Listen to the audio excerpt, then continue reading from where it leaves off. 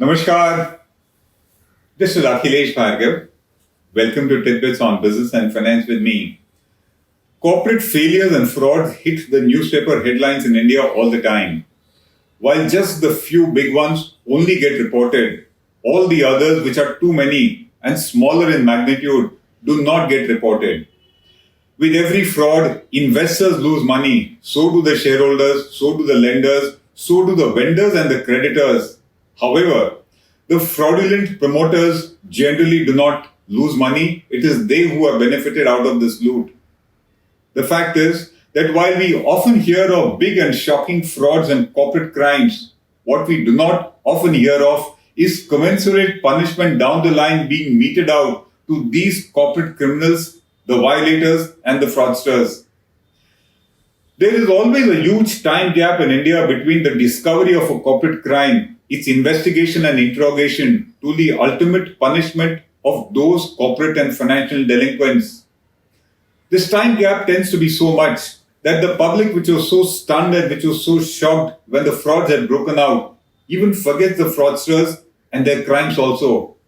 And moreover, when the crime is initially reported, it looks to be very serious, such that it is expected that it will result in harsh punishment to the corporate criminals. But the ultimate punishment by the courts, apart from being inordinately delayed, is usually diluted also. All that the mega frauds do is to give some sensational headlines and reports for some time to us because of the shocking scams committed by high-profile persons, and later on, it seems to be all forgotten due to the uncertainty and delay in punishing these delinquents who are often celebrity delinquents. As compared to the reported seriousness and gravity of the crime versus the actual punishment given, the popular perception or the reality therefore is that they almost go scot-free, relatively scot-free, as compared to the kind of crime that they had committed. The gap between the crime and the punishment given is too big and, of course, highly delayed also. Punishment must always be quick and commensurate with the crime to serve as a deterrent. But when it is so much delayed, it serves as no deterrent and only encourages others to commit more such crimes with the hope that the bigger the crime, the bigger are the chances that they will get away with the loot. The former SEBI chairman Sri M. Damodaran says that quick and harsh punishment will deter corporate frauds. While speaking to the business line, he said that economic progress and development in India have increased the number of frauds and that they are far more complex, far more sophisticated than what they were earlier. Prevention of frauds, he says, at all levels is a Herculean task which is impossible to accomplish. Mr. Damodaran therefore says that it is important that the remedial measures are quick and efficient and that punishments are stringent enough in order to deter persons who are contemplating to commit such acts. He further says that the punishment meted out to the perpetrators of corporate frauds should act as a strong deterrent to persons contemplating such actions in future, and that quick verdicts in such cases will instill investor confidence in the system. The fact is that those kind of quick verdicts that he talks about are certainly conspicuous by their absence today. Mr. Damodaran further says that the board of a company should develop a culture within the organization that influences employees from acting in a deviant manner. Individual directors, according to him, who have been tasked by the statute to act in the interest of the company, are also responsible for a climate that prevents the fraud in the companies. He finally, of course, mentions that auditors have a major responsibility when it comes to identifying possible frauds once they have been perpetrated. Statutory auditors should not wait for the management or the boards to bring existing or potential frauds to their notice. According to him, auditors must use their ex officio cynicism as a tool to unearth possible frauds. The prime issue that comes out of it is that is punishment to the corporate criminal swift and is it severe? So the key issue, as Mr. Damodaran points out, is the need for speedy verdicts, speedy trials, which give quick and harsh punishment to deter frauds, which is missing in India today. It took many years before the guilty ones in the Harshad Mehta scam or in the Ketan Parikh scams were punished. And so was the case with the punishing of the guilty auditors, that is PwC, in the Satyam scam. You can be sure that it will therefore take many years before the likes of Rana Kapoor of Yes Bank, Wadhwans of HDL and DHFL, the Chandras of Unitech, Ravi Parthasarathy and Hari Shankaran of ILFS, Chanda Kochar of ICICI Bank, Nirav Modi, Mehul Chokshi, Gautam Thapar, etc., and all their accomplices in their crimes are truly punished. It will take many years going by what the present scene is. Their punishment will certainly be both delayed and diluted, as we call it, and not what Mr. Damodaran wants, which is a punishment which is quick and which is harsh. This is the scene as far as India is concerned, but that is not so in the case of countries like Japan, USA, and many other European nations when it comes to punishing corporate criminals. Their trial there tends to be swift and severe, more so where corporate crimes have cheated investors, lenders, or the treasury there. Let us look at a few instances in USA in particular to understand how swift and quick the trials are and how stringent the punishment is. Let us talk about the collapse of Enron Corporation and the punishment. The collapse of the Enron Corporation USA, which then was the world's dominant energy trader, due to a series of accounting and financial scandals took place in October 2001, almost at the end of 2001, and soon all the guilty ones in it were punished after extensive trials. And who were they? Kenneth Lay, its powerful founder, chairman and CEO, went on trial in January 2006 and was declared guilty in June 2006 on charges of bank fraud, making false financial statements, securities fraud, wire fraud, money laundering, insider trading, etc.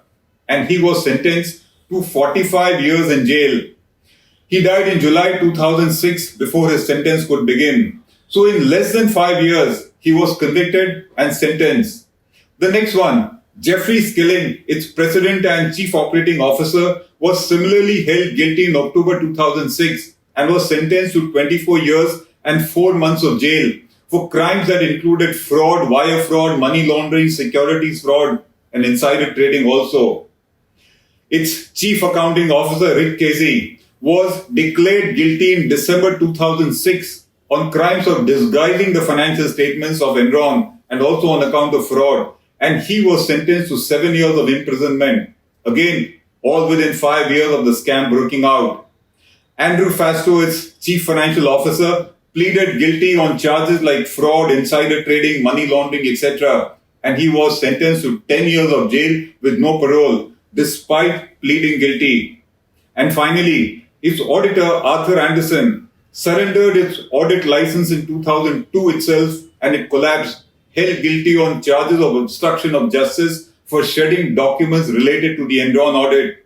It's another thing that Arthur Andersen's judgment was overturned by the Supreme Court there, but by then it was gone.